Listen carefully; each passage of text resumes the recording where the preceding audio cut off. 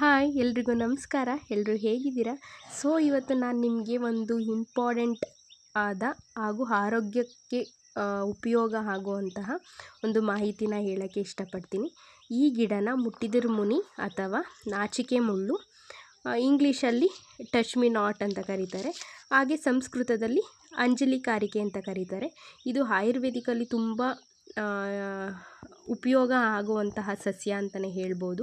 ಇದ್ರ ಬೆನಿಫಿಟ್ ಏನಂತ ಅಂದರೆ, ಏನಾದರೂ ಗಾಯ ಆಗಿ ಊದ್ಕೊಂಡಿರುತ್ತೆ, ಇಲ್ಲ ಏನಾದ್ರು ತಗುಲಿಸ್ಕೊಂಡು ಊದ್ಕೊಂಡಿರುತ್ತೆ, ಸ್ವೆಲ್ಲಿಂಗ್ ಆಗಿರುತ್ತೆ, ಅದೇನಾದರೂ ಕಮ್ಮಿ ಆಗಿಲ್ಲ ಅಂತಂದರೆ ಈ ಗಿಡದ ಎಲೆಗಳನ್ನು ಅರೆದು ಹಚ್ಚೋದ್ರಿಂದ ಆ ಊತ ಕಮ್ಮಿ ಆಗುತ್ತೆ ಅಂತಲೇ ಹೇಳ್ಬೋದು.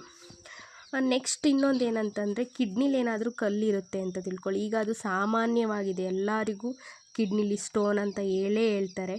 ಆ ಥರ ಏನಾದರೂ ಸಮಸ್ಯೆಗಳೇನಾದ್ರು ಇದ್ದರೆ ಇದ್ರ ಬೇರಿನ ಕಷಾಯ ಮಾಡಿಕೊಂಡು ಖಾಲಿ ಹೊಟ್ಟೆಯಲ್ಲಿ ಕುಡಿಯೋದ್ರಿಂದ ಅದು ಕಮ್ಮಿ ಆಗ್ತಾ ಬರುತ್ತೆ ಅಂತಲೇ ಹೇಳ್ಬೋದು.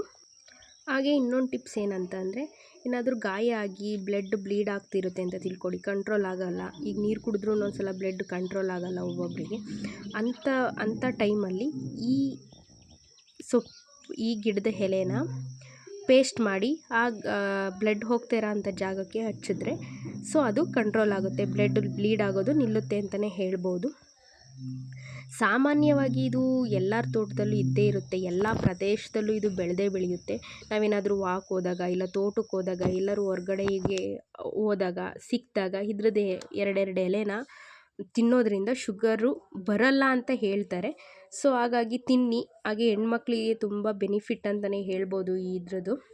ಸೊ ಇಲ್ಲಿಗೆ ವಿಡಿಯೋನ ಎಂಡ್ ಮಾಡ್ತಾಯಿದ್ದೀನಿ. ಯಾರಿಗಾದರೂ ಇಷ್ಟ ಆದರೆ ಶೇರ್ ಮಾಡಿ, ಲೈಕ್ ಮಾಡಿ, ಹಾಗೆ ಸಪೋರ್ಟ್ ಮಾಡಿ. ಮುಂದೆ ಈ ಥರ ಆರೋಗ್ಯಕರವಾದ ಟಿಪ್ಸ್ಗಳನ್ನು ಹಾಕ್ತಾ ಇರ್ತೀನಿ, ಸಪೋರ್ಟ್ ಮಾಡಿ ಅಂತ ಹೇಳ್ತಾ ವಿಡಿಯೋನ ಎಂಡ್ ಮಾಡ್ತಾಯಿದ್ದೀನಿ. Bye friends.